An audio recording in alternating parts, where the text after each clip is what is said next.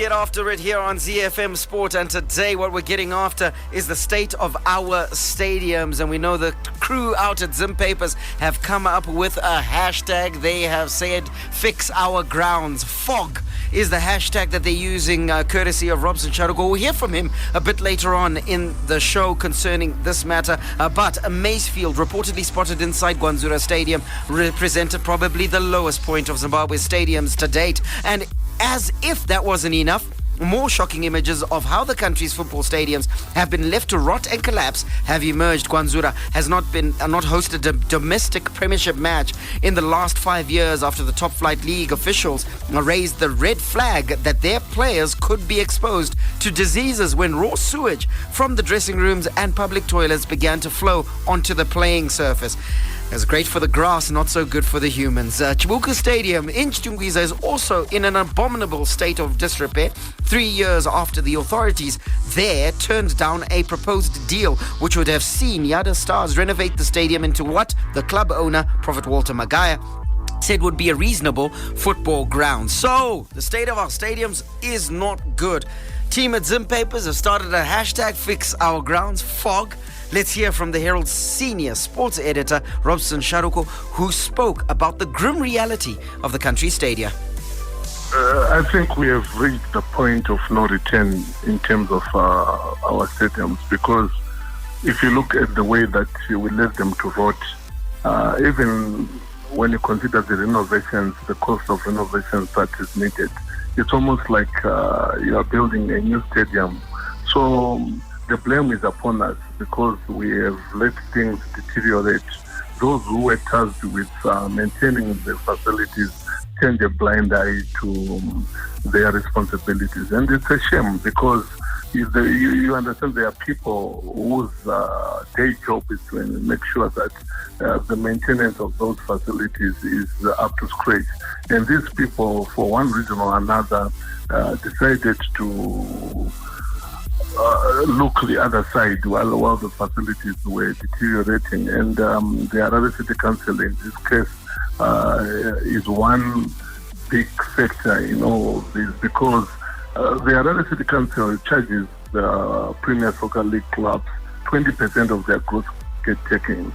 If you look at the way that the payment is structured, it's meant to be invested in the maintenance of the stadium.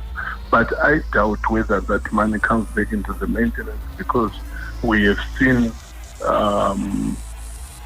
just a lack of responsibility. And it's a shame that as a country, our stadiums have reached these levels where we are now banned by CAF from hosting international matches.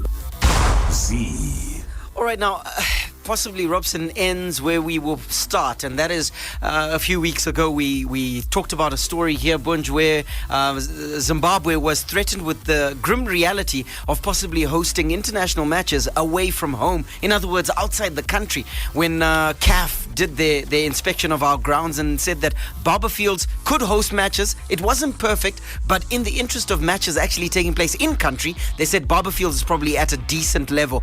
But fix your grounds, or you're going to have to play matches outside of Zimbabwe, possibly in Polokwane or somewhere outside of the country. That is what we are faced with. Now, when we go down onto the ground and look at the stadiums, they're in a shocking state, aren't they?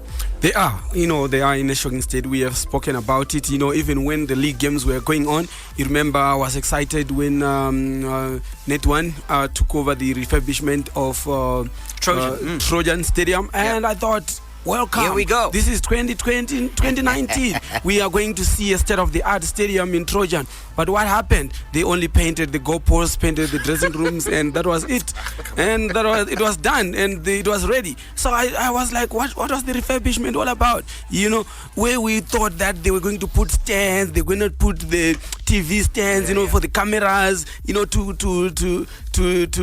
to qualify to make it a standardized stadium. But no, they just wanted a stadium where players can just trot and play like we're playing Mamani game and all that. And so that's the shocking reality that we have in Zim. And right there is the problem, isn't it, Pos? Wherein You've got the committee at ZIFA that homologates or approves the use of stadiums, going across and saying Trojan Stadium is not good enough. And then going back a bit later after the painting and the spruce up that Bunj talked about has been done, and saying now the stadium is fit for use. And yet not much has changed.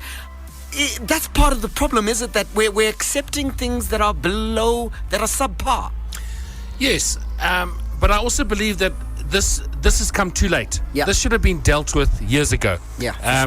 You know, we knew about this a long time ago. It's sad when you look at stadiums like Gwanzura and Chibuku Stadium. Those stadiums could have been saved long ago, and it goes back to the councils of these particular stadiums. As far as I'm concerned, they are to blame. As much as ZiFM have now come up with a criteria to say this is the way a stadium needs to comply for safety and for the betterment of football going forward. That's all very well, but are these councils, what are they doing with the money? Yeah. Where is the money going? And as far as I'm concerned, if you want my honest opinion, Yeah. I would have these stadiums taken away from every single council. And given to who, though, Pos? They should be privatized. They should be leased That's what I would to agree with.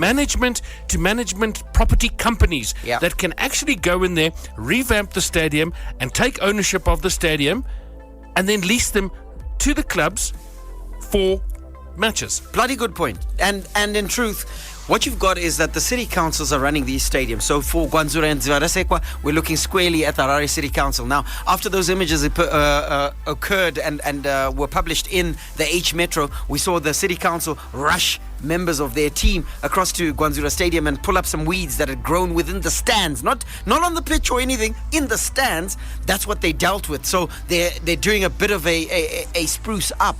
Then when you look at Chibuku, that's Chitungwi's town council. For me, I think that stadiums are not core business for the councils.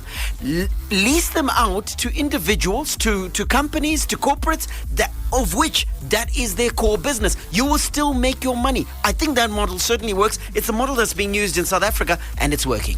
Yeah, it really does. It does work, Barry. And what the Harare City Council is doing now is just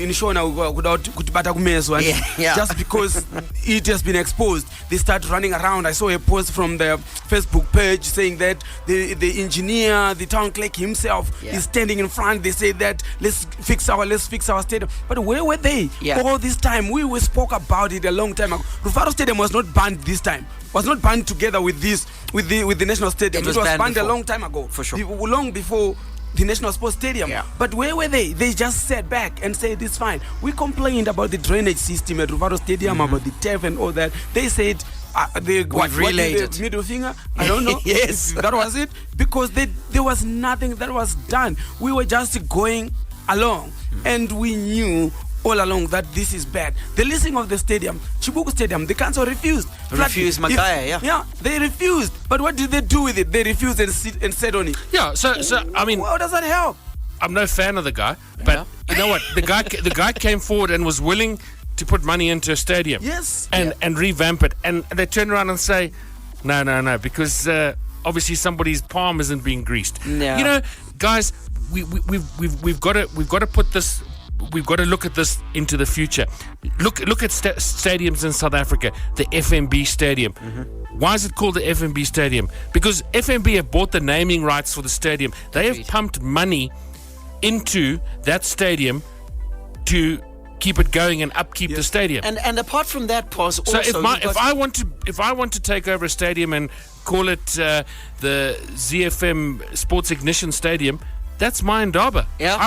If that's what I want to do, and that's where I'm going to generate money to sort out the infrastructure and get the stadium to a respectable place, then that's what I'm going to do. And I think it's pertinent for us to go through the numbers. I mean, it's estimated that the various councils, that's Harare City Council, Bulawayo City Council, and for the National Sports Stadium, they have received a combined $644,000 for the past What dollars? premiership season. What's that going to do? We only have one currency. But what's that going to do? No, but hold the phone. But they're earning. Do you know what, Pos? if you are fixing little things as you go, And just the amount maintaining, the it's amount enough. that you're spending is very little on a week by week basis. Remember, there's a game at Rufara Stadium every single weekend, some weekends too. Then there's a game at the Barberfield Stadium every single weekend, sometimes too. National Sports Stadium, ditto. So it's a question of not that this has come as a lump sum, but what have you been doing with the funds that you're receiving on a week by week basis? I want to go back to the South African model. Now, the first thing that the councils, the government, the local government did in South Africa is that they let those stadiums out to a company called the Stadiums Company of South Africa. All right, so it is their job, it is their form and function to wake up every morning and think about how they can improve the facilities at the stadiums. One of the ways that they do that is that they earn money through naming rights, which is what you mentioned, Pos, whereby you can now sell the naming rights because now it's an asset that everybody wants to come to. Nobody wants to put their name on Rufara Stadium because at the moment it's in a deplorable state. We went through this the other day. Who would want to go to Rufara Stadium? Who would want to park their car there? when you've got potatoes being sold in the car park. Exactly. In fact, they're selling potatoes. did you also see that? I drove past it the other day, and there was. Yeah, I mean, come on, There's a guys. potato market. I mean, and do you all see sorts. that? Do you see that at Anfield? Do you see that at Old Trafford? Yeah. Come on, guys. So I think there needs to be some specialization.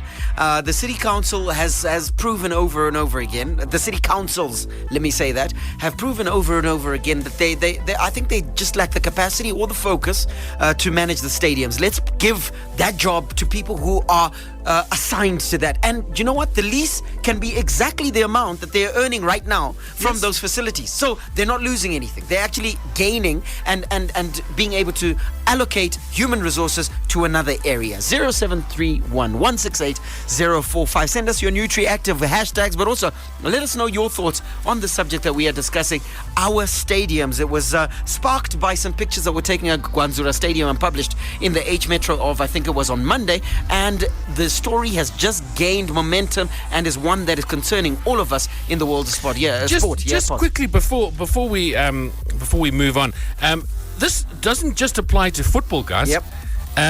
I noticed on social media this morning, Kirsty Coventry did a tour of some venues yesterday. Yes, I saw that. The Chitungwiza Aquatic Centre, dismal. Can it be called that? The hockey stadium, There's no more water there. It can't be aquatic anymore. the hockey stadium. Come on. The hockey stadium, you look at even our facilities. We talked about the facilities for Mbale netball. facilities For as netball. well. That netball The stadium netball is in center. Mbale, yeah. So just maintenance is becoming a massive problem. Well, one man who's coming and trying to maintain and even improve not our facilities but our style of play with the national team is our new national team head coach. Now, a quick update out of ZiFM says that the football governing body has secured a work permit for the new Warriors coach Zdravko Logarsic. The association said the work permit was secured on Monday, and Loga is now expected in the country next week to start working on his new project. The Croat was a surprise pick for the Warriors job, but he insists he will prove the doubters wrong. We hope that he certainly proves us wrong.